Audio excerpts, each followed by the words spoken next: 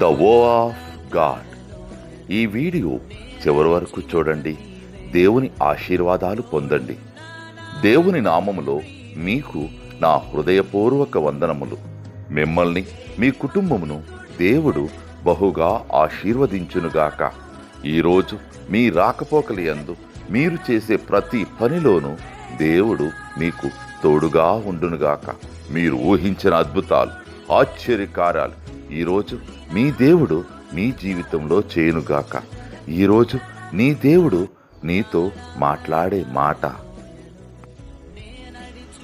ఆయన నా కుడి పార్శ్వమందు ఉన్నాడు గనుక నేను కదల్చబడను.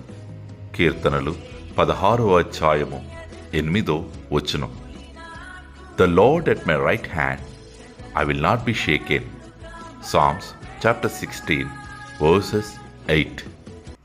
గాఢాంధకారలోయలో నే నడిచిన ప్రతి వేళలో తోడున్నా